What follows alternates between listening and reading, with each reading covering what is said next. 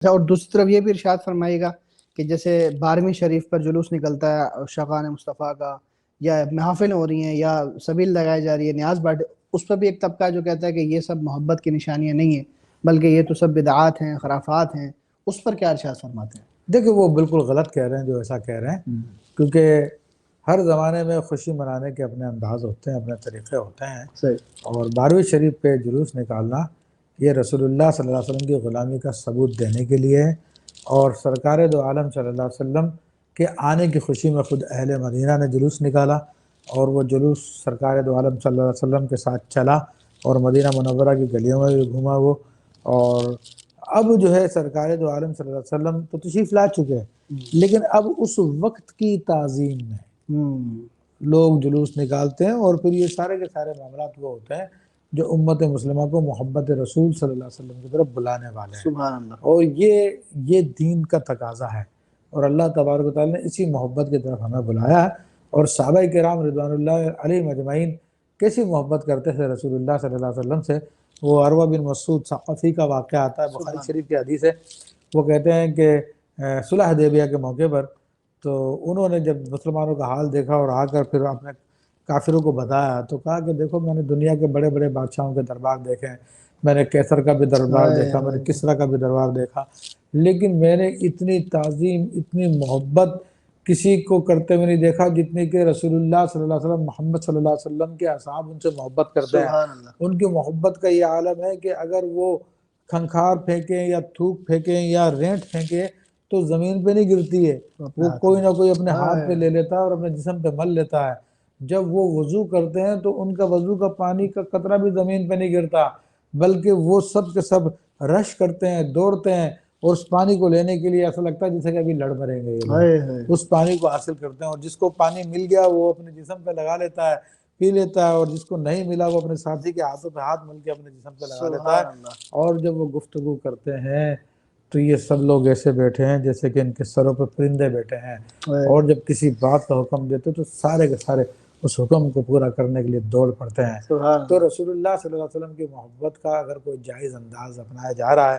میلاد شریف جلوس نکالنے میں کوئی شریعہ بات نہیں ہے، رسول اللہ صلی اللہ علیہ وسلم کے نعتوں پڑھنے میں کوئی بات نہیں ہے۔ ہاں اگر بعض لوگ کوئی ناجائز کام کر رہے ہیں تو اصل عمل ہی کو تھوڑی ناجائز قرار دے دیں گے، تو یہ عام طور پہ ان لوگوں کی طرف سے یہ باتیں آتی ہیں جن کے دل محبت سے خالی ہے، اور ان کو چاہیے تھا اگر محبت ہوتی تو صرف غلط بات کی مخالفت کر دیتے۔ صحیح، پورا عمل کو برا کہنا اور اس طریقے سے ہر چیز کو کرنا، تو یہ بڑی خوبصورت بات ہے۔ تو پتہ یہ چلا کہ یہ جو تعظیم ہے، یہ جو ادب ہے حضور سے منسوب ہر چیز کا، یہ کوئی نیا طریقہ نہیں بلکہ صحابہ کا طریقہ ہے۔ صحابہ کا طریقہ دیکھیں، ایک بات میں آپ کو بتاؤں کیونکہ آپ کا ٹائم بھی ختم ہو رہا پروگرام کا، ایک بات میں مین بات بتا دوں، مختصر سے لفظوں میں انشاءاللہ کبھی تفصیلی بات کریں گے،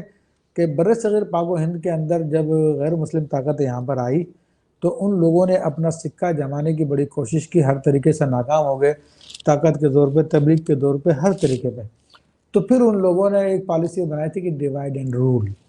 کہ تقسیم کرو حکومت کرو، اور پھر انہوں نے دیکھا تھا کہ مسلمان کس وجہ سے پکے مسلمان ہیں، تو انہوں نے دیکھا کہ رسول اللہ صلی اللہ علیہ وسلم کی محبت ہی ہے جو ان کو مسلمان رکھے ہوئے ہیں۔ اگر اس محبت کو نکال لیا جائے تو پھر یہ راکھ کا ڈھیر ہے، جس طرح کہ اقبال نے کہا کہ وہ فاقہ کش جو موت سے ڈرتا نہیں کبھی،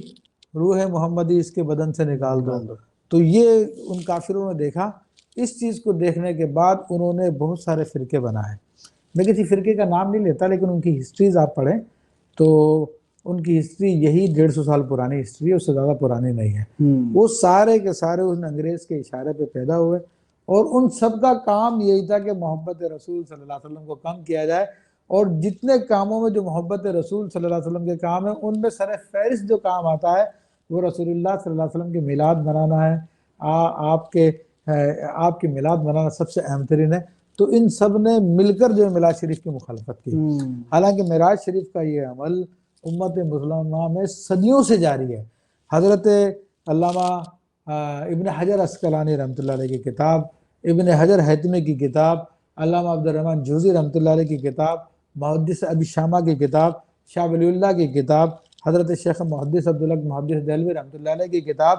تمام امت کے بڑے بڑے، خود ابن تیمیہ کی کتاب، امت کے مشہور لوگوں نے جو صدیوں سے تھے یہ فرقے بھی پیدا نہیں ہوئے تھے، آپ کی میلاد پہ کتابیں لکھی، مگر آج جو ہمارے یہاں پہ مخالفت ہو رہی ہے تو وہی انگریز نے جس بنیاد پہ یہ فرقے بنائے تھے ان کے بنیادی دین کی تعلیمات میں یہ تھا کہ رسول اللہ صلی اللہ علیہ وسلم کی محبت کو کم کیا جائے، اور سب سے بڑا ذریعہ میلاد شریف ہے، تو اس لیے آج تک اس کی مخالفت میں لگے ہوئے ہیں۔ اللہ اکبر کبیر۔ ورنہ میرا چیلنج ہے